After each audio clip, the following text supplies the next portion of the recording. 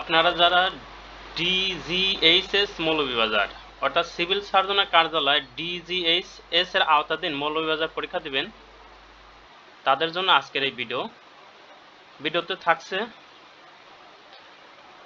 নিয়োগ পরীক্ষার প্রস্তুতি, সাজেশন এবং প্রশ্ন প্যাটার্ন নিয়ে অনেক কথা। আশা করি ভিডিওটি প্রথম থেকে শেষ অবধি দেখার চেষ্টা করবেন।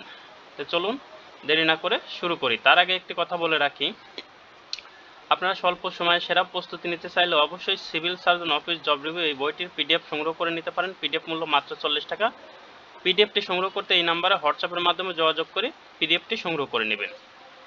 আপনাদের পরীক্ষা কত মার্কের হবে? টোটাল পরীক্ষা হবে 80 মার্কের, সময় দেওয়া হবে 90 মিনিট। বাংলা থাকবে 20, ইংরেজি 20, গণিত 20, সাধারণ জ্ঞান 20 মার্কের। বাংলায় কোন কোন টপিকস থেকে প্রশ্ন আসে? সন্ধি, বিপরীত শব্দ, সমাস, এক কথা প্রকাশ, বানান, বাগধারা, সমার্থক শব্দ, কারক, সাহিত্য, অনুচ্ছেদ এইগুলো থাকবে।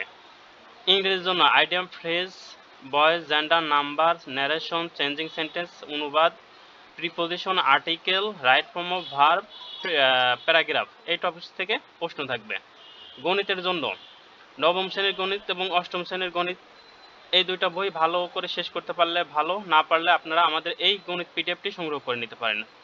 সাধারণ জ্ঞানের জন্য বাংলাদেশের ইতিহাস, ঐতিহ্য, বঙ্গবন্ধু, ভাষা আন্দোলন, মুক্তিযোদ্ধা এই টপিকসগুলো একটু গুরুত্ব সহকারে দেখে যাবেন। এখন আপনাদের কথা যে আপনাদের পিডিএফ থেকে কি কমন আসে? 100% কমন আসে।